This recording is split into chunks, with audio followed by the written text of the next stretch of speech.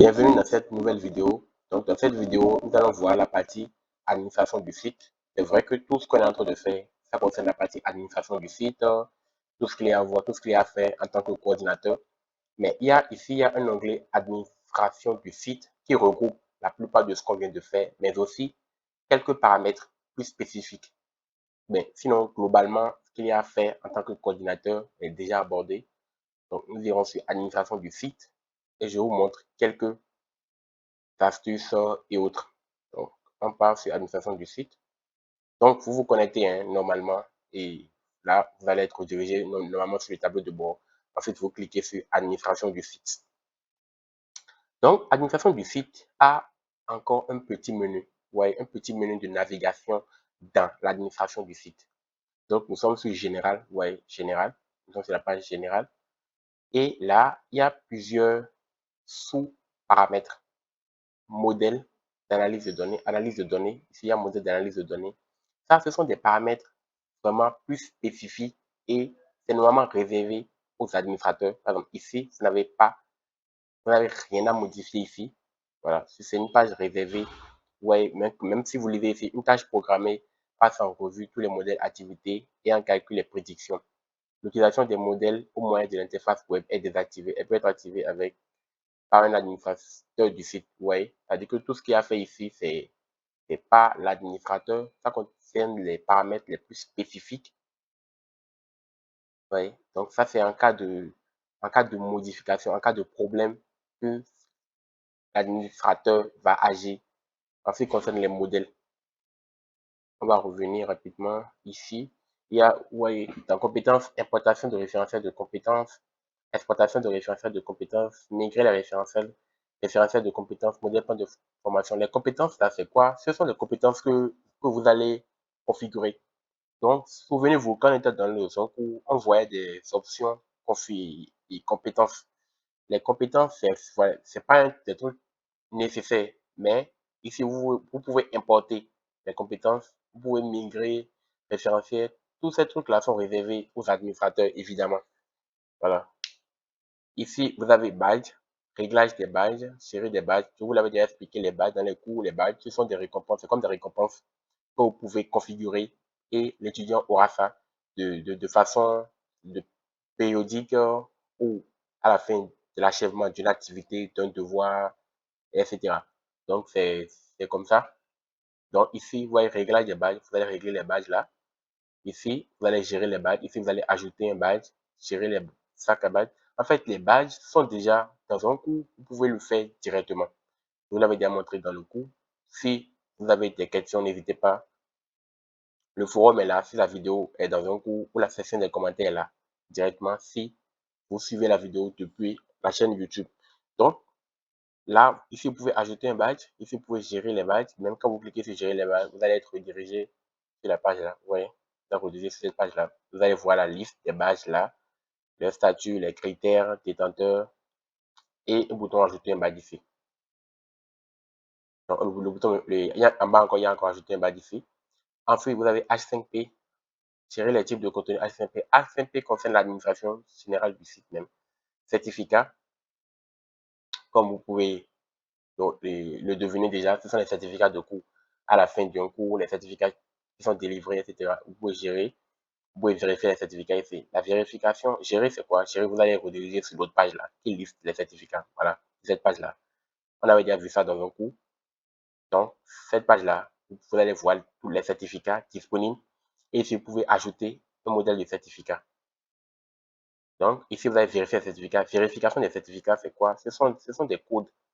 Ouais, ce sont des codes qui sont sur le certificat et vous allez vérifier ça, vous tapez ça pour voir. Supposons que quelqu'un a pris un certificat ici, sur ce cours, et a mis ça dans un document ou bien a constitué un dossier avec. Et supposons que la structure où il a déposé le document se vérifier le certificat. Ouais, voilà, il vous contacte et tout, etc. Et vous vérifiez, tout simplement. Et ça va vous éviter aussi les falsifications et tout. Donc ici, la langue, les paramètres de personnalisation de la langue. Ici, vous avez la présentation, le tableau de bord, la page profil, les tags, visite guidée. Ici, vous avez les réglages de la page d'accueil. Donc, par défaut, ces trucs-là sont déjà bien configurés. C'est en cas de de problèmes que vous pouvez aller là pour modifier. Après, général, on a utilisateur. Utilisateur, ça concerne tout ce qu'il y a à savoir, les paramètres, permissions, tout ce qu'il y a à savoir sur les comptes des utilisateurs, étudiants ou enseignants, ou coordinateurs et autres. Donc, ce qu'il y a à savoir, c'est là. Donc, vous avez ici, quand il y a la liste des utilisateurs, vous pouvez cliquer ici pour voir la liste des utilisateurs. Ouais, vous pouvez cliquer là pour voir les utilisateurs. Les comptes, vous pouvez voir actions par lot sur les utilisateurs, c'est-à-dire vous pouvez faire des actions par lot directement. Par exemple, je sélectionne les utilisateurs, je veux lui envoyer un message. Ouais, vous pouvez faire les actions par lot. Ici, vous pouvez ajouter un utilisateur. Ici, la cohorte. Ici, vous pouvez importer des utilisateurs et vous pouvez déposer des avatars. Les permissions, ce sont des rôles. Ouais, vous définissez des rôles ici. Vous pouvez attribuer des rôles système. Donc, par défaut, tout ceci est déjà bien configuré. Les rôles sont déjà bien configurés, les rôles système et tout. Voilà. Donc, c'est configuré par l'administrateur et tout. C'est en cas de problème, voilà, qu'on peut modifier ici, la section là. Sinon, sur cette page utilisateur, vous aurez plus à utiliser, ajouter un utilisateur. Voilà. Ou bien action par lot sur les utilisateurs ou encore liste des utilisateurs. Vous pouvez voir un aperçu global de tous ceux qui sont sur le site. Après ça, vous avez cours. Alors, quand on clique sur cours, c'est effectivement tout ce qu'il y a à savoir sur cours. Hein. Gestion des cours et catégories. Gestion des cours et catégories va encore ramener sur la page gestion des cours. Je vais vous montrer un petit truc rapidement. Ouais, gestion des cours ici. C'est la même chose. Hein. Quand vous cliquez gestion des cours et catégories ici. Ici, ajouter une catégorie. Vous pouvez ajouter une catégorie ici. Ici, vous pouvez ajouter un cours. Voilà. Et bien, quand vous cliquez ici pour ajouter un cours, ça va être que vous n'allez pas être en mesure d'utiliser le modèle. Vous voyez, ça vous a redirigé directement ici. Vous voyez, ça vous a redirigé directement ici. Alors que ce n'est pas, ça aussi, on peut créer un cours avec, mais le modèle sera différent. Donc, ça va faire plus de travail pour vous. C'est pour ça, dans les différentes vidéos de cours, nous sommes passés par le modèle, le template, en quelque sorte. Ah, ici, restaurer un cours, demande en attente, modification des cours par lot. Ici, vous avez achèvement d'activité par défaut, activité recommandée, réglage, tout ce qu'il y a à savoir sur le cours sont ici les paramètres du cours. Ensuite, vous avez notes. Donc, tout ce qu'il y a à savoir sur les notes, ouais, réglage des catégories, lettres, barèmes, les rapports de l'évaluateur, rapport d'ensemble. Donc, tout ce qu'il y a à savoir sur les notes sont ici. Ensuite, les plugins. Les plugins, ce sont des paramètres spécifiques ouais, et on utilise pour faire des réglages sur le site, pour ajouter des fonctionnalités et autres. Donc, c'est aussi propre aux administrateurs. Ensuite, vous avez rapport. Donc, les rapports, c'est tout ce qu'il y a à savoir sur bon, les rapports. On avait vu un rapport dans un cours. Un rapport, ça va voir les achèvements d'activité. Ça, c'est le rapport spécifique au cours, ça. Ici, vous avez les rapports de tout le site, c'est-à-dire de tout ce qu'il y a à savoir, les rapports dans différents secteurs. Ici, commentaires, sauvegarde, indications, journaux, journal en direct, panorama de performance, instance de questions, vérification de sécurité, statut du système, règles de surveillance d'événements, rapport personnalisé. Et là, c'est fini. Donc, voilà ce qu'il y a à savoir. Ici, vous voyez effectivement le bouton activer l'édition des blocs. C'est un bouton, c'est là pour permettre d'activer, par exemple, quand on clique sur activer l'édition des blocs, il y aura un tiroir, ouais. On peut cliquer là pour ajouter un bloc, mais je ne vous conseille pas ça.